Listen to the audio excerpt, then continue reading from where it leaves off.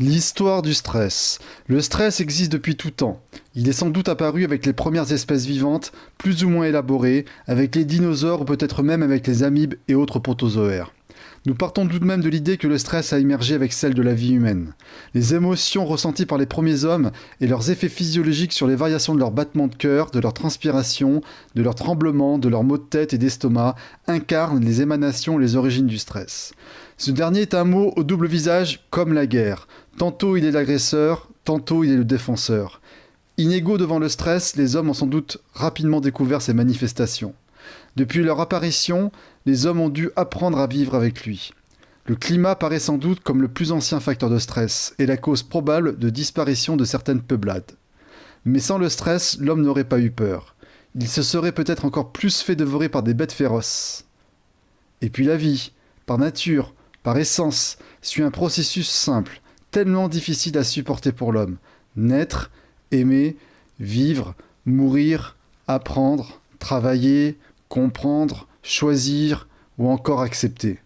Chaque situation nouvelle de la vie est créatrice de stress nouveaux ou supplémentaires. Le premier stress se dévoile dès la naissance. L'accouchement propulse le bébé dans un monde nouveau, plein de sensations fortes et désagréables, alors qu'il vient d'un endroit chaud, doux, apaisant. Et puis les grands moments de la vie s'arrêtent lors de grandes étapes, elles aussi bâtisseuses de stress, avec des événements malheureux ou heureux, ce que l'on nomme les premiers. Premier pas à l'école, première séparation avec le milieu familial, premières études, premières amitiés, premier amour, premiers examens, premier travail, premier conflit, première rupture, premier deuil, premier enfant et tous les autres premiers. Sur un plan sémantique, le stress vient du mot latin stringere, traduit par serrer. Le mot stress provient aussi de l'anglais distress, qui signifie détresse, avec le sens de contrainte. Les premières avancées en termes de travaux et de mise en avant des états de détresse, sans doute entretenus par la dureté de vie de l'époque, apparaissent en Occident, au XVIIe siècle.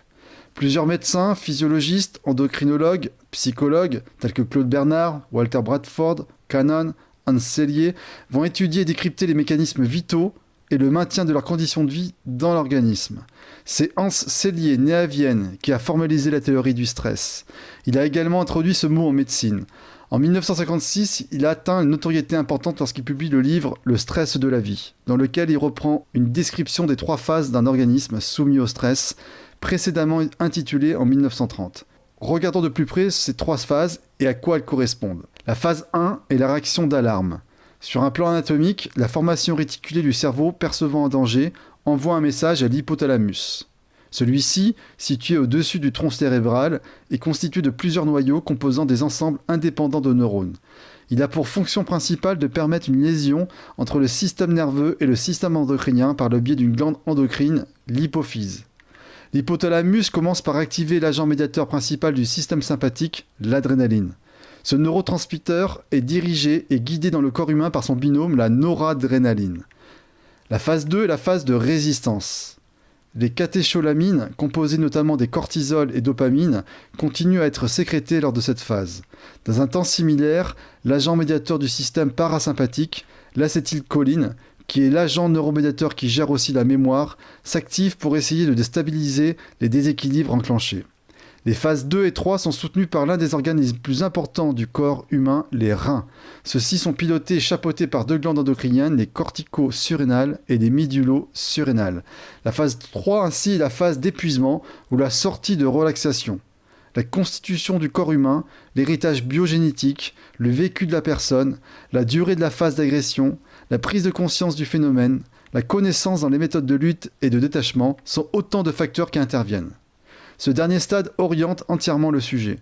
Soit le danger passe et le corps récupère, soit le stress perdure et le corps lâche. Celui-ci est épuisé. Nous noterons la croissance d'un phénomène sociétal tout particulièrement marqué dans le monde professionnel actuel, nommé le burn-out, tiré de l'anglais épuisé ou usé, ou en langage plus familier on utilise le terme explicite cramé. Cette qualification d'état correspond à la phase d'épuisement. L'homme est en surchauffe. Le corps est totalement à plat. Il a complètement lâché, et le repos est devenu obligatoire par la force des choses. Cette 3e étape peut durer une longue période, de quelques mois à plusieurs années. D'autant plus si des traitements thérapeutiques n'ont pas été entrepris à temps, ou pire, mal adaptés. Hans Selye a nommé ces 3 phases le syndrome général d'adaptation. L'organisme répond aux stimuli afin de maintenir ce que les biologistes appellent un état d'équilibre ou homéostasie, c'est-à-dire la constance ou la stabilité des paramètres de l'organisme, tels que la température corporelle, le taux de glucose notamment.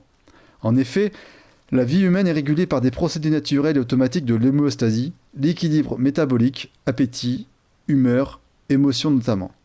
Les procédés homéostatiques assurent les équilibres de base de survie et de bien-être. Le stress est donc une réponse non spécifique d'un organisme à toute demande qui lui est faite, qu'elle soit psychique, mentale ou somatique, c'est-à-dire physique. Le stress peut être aigu ou chronique. Le stress aigu découle d'événements ou de situations pour lesquelles l'homme perd son sens de contrôle et qui impliquent des éléments nouveaux, imprévisibles, voire menaçant l'ego. Le stress aigu peut pourtant être bénéfique, comme le trac avant une compétition pour les sportifs ou avant de monter sur scène pour les acteurs. Ainsi, ils sont plus concentrés et donc plus performants. Le stress aigu fait donc partie de notre vie quotidienne et nous aide à rester vigilants, efficaces. Le stress chronique est quant à lui néfaste pour la santé. Il affaiblit, fragilise différents systèmes du corps humain, systèmes nerveux, endocriniens, musculaires, circulatoires. Il découle de l'exposition prolongée et répétée à des situations stimulant la sécrétion de certaines hormones. Le système nerveux est activé continuellement et sa sollicitation permanente peut mener à l'épuisement de l'organisme. D'un point de vue anatomique, les nerfs composent les principaux liens de connexion entre le cerveau et le reste du corps humain. Les nerfs sensitifs et les nerfs moteurs participent à la formidable structure dynamique et complexe de l'être humain. Le système nerveux de l'être humain est composé du système nerveux central et du système nerveux neurovégétatif. Le système nerveux central de l'homme et son système nerveux périphérique comprend l'encéphale, situé dans la boîte crânienne et constitué par le cerveau ou prosencéphale, le tronc cérébral, le mésencéphale, le pont de Varol et la moelle allongée, le cervelet, par la moelle spinale, située dans le canal vertébral et par les nerfs crâniens. La fonction du système central est de recevoir, enregistrer, interpréter les signaux qui parviennent de la périphérie et d'organiser la réponse à envoyer au système périphérique. Le rôle de ce dernier est de conduire jusqu'au système nerveux central les informations issues des récepteurs périphériques situés dans la peau, les muscles, les viscères, sensibilité, chaud, froid, douleur, pression légère, forte, et de transmettre ces ordres moteurs émis. Le système neurovégétatif appartient au système périphérique qui se décompose en un système nerveux dit volontaire et non volontaire ou autonome. Le système neurovégétatif est un système nerveux dit autonome qui est composé de 3 branches principales, le sympathique ou orthosympathique, le parasympathique ou système vagal et le système nerveux entérique. Les rôles des 3 parties constituant le système nerveux autonome sont distincts car ils exercent généralement des effets antagonistes sur les mêmes organes cibles. Leur organisation ainsi que leurs neurotransmetteurs libérés est également différente. Le système neurovégétatif est un régulateur essentiel et stratégique du corps humain. Il est le responsable des fonctions automatiques non soumises au contrôle volontaire. Le système autonome anime, contrôle les fonctions respiratoires, digestives et cardiovasculaires, et contrôle ainsi les muscles lisses, digestion, vascularisation, les muscles cardiaques, la majorité des glandes exocrines, digestion, sudation, et certaines glandes endocrines. Il agit aussi sur la motricité et les sécrétions viscérales, les glandes exocrines et endocrines et la vasomotricité. Le système nerveux sympathique, indépendant de la volonté, est en quelque sorte le système de maintenance de l'organisme. Il est responsable du contrôle d'un grand nombre d'activités inconscientes de l'organisme, telles que le rythme cardiaque ou la contraction des muscles lisses. Il exerce ses effets sur les cellules et organes cibles essentiellement via les neurotransmetteurs appelés catécholamine, noradrénaline et adrénaline. Le système nerveux entérique est la partie du système nerveux autonome qui contrôle le système digestif aussi bien pour l'activité motrice, péristaltisme et vomissement, que pour les sécrétions et la vascularisation. Le système nerveux parasympathique contrôle les activités involontaires des organes, glandes, vaisseaux sanguins, conjointement au système nerveux sympathique. Ce système utilise l'acétylcholine et est responsable du ralentissement de la fréquence cardiaque, de l'augmentation des sécrétions digestives et de la mobilité du tractus gastro-intestinal. Il intervient dans certains phénomènes pathologiques tels les évanouissements, les phénomènes cholitiques, les diarrhées, les vomissements. Le système nerveux autonome ne tombe jamais malade. Pourtant, il est au front, quotidiennement, à partir de la naissance d'un homme jusqu'à sa mort. C'est ce système nerveux qui est d'abord sollicité par les agressions externes composites du stress. Le système autonome mobilise les ressources de l'organisme afin de le préparer à une action contre un danger extérieur. Walter Buchanan développe le concept d'homéostasie, venant de l'homéos, similaire, et de stasis, stabilité, et en le définissant ainsi. L'homéostasie est comme l'équilibre dynamique qui nous maintient en vie. À partir des travaux de Claude Bernard, il forge la combinaison de posture de l'homme face au stress. combattre ou fuir, c'est-à-dire fight or flight. Le système nerveux autonome et le système endocrinien contiennent l'ensemble des organes ou glandes endocrines qui possèdent une fonction de sécrétion d'hormones, jouent tous deux un rôle incontournable dans le maintien de l'homéostasie. Ce sont les seuls systèmes de l'être humain capables de détecter et de corriger les anomalies de composition du milieu intérieur. Quels sont les éléments contextuels des événements extérieurs au terrain, internes, qui sollicitent le plus ces systèmes physiologiques ? Que peut-on dire au niveau des situations de stress ? Selon les conceptions transactionnelles du stress de Richard Lazarus, une situation est stressante lorsqu'elle est perçue comme débordant les ressources d'une personne et pouvant mettre en danger son bien-être. Pouvant se manifester sous diverses formes, le stress connaît de nombreuses causalités pouvant se diviser de manière quantitative et qualitative en stress par excès ou par défaut. On peut citer le stress physique, excès de bruit, chaleur, lumière, stress chimique, excès ou défaut de calories, stress biologique, excès ou défaut de stimulation sensorielle, stress socio-économique, défaut de ressources, chômage, rémunération selon sa fonction, stress psychologique, excès ou défaut de contact affectif.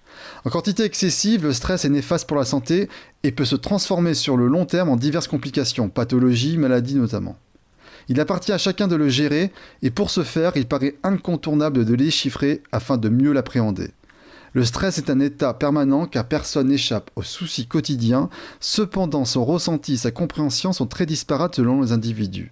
Certains comportements négatifs aisément identifiables, c'est-à-dire ceux à éviter face au stress, sont les suivants. Culpabiliser, ne pas accepter ou nier la réalité, se décourager ou abandonner, faire preuve d'impatience, se disperser et s'agiter dans tous les sens, ne pas garder son calme, s'isoler en gardant les ressentis, les expériences en soi, ou encore refuser l'aide des autres. Face à une même situation stressante, l'état de stress se vit et s'exprime différemment en chaque personne, comme par exemple dans un embouteillage, lorsque les uns gardent leur calme alors que d'autres se laissent envahir par la colère. L'être humain exprime à travers un état de stress une tension intérieure qui s'extériorise en se manifestant par une parole, une gestuelle, une attitude. Le processus cognitif suit un cheminement clair, ordonné, structuré, débutant par l'événement déclencheur de la situation de stress, équivalent à ce que l'homme ingère, puis suit la phase de ce que l'homme ressent, poursuivi par l'étape de ce que l'homme se dit, et enfin le stade de ce que l'homme fait. Ce processus évolue donc autour de signes interactifs et interdépendants.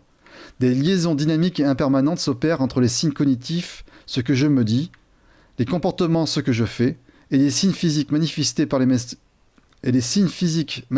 les émotions, ce que je ressens. Lorsqu'une personne subit ou a l'impression de subir une condition stressante en ayant le sentiment, la conviction de ne rien pouvoir faire, alors la prise de conscience de ces interactions n'a pas été effectuée.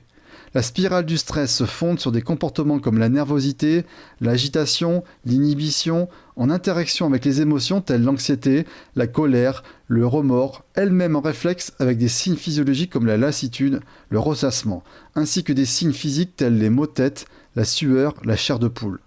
L'organisme humain essaie de s'adapter aux fluctuations de l'environnement en s'appuyant sur tous les moyens dont il dispose. En parfaite orchestration avec le système nerveux, le système cardiovasculaire aide à réguler les équilibres et le fonctionnement du métabolisme global cellulaire. Insufflés principalement par les mécanismes de la tension artérielle, les apports en nutriments et l'oxygène sont amenés aux cellules vivantes via le flux sanguin, lui-même piloté finement par le système neurovégétatif.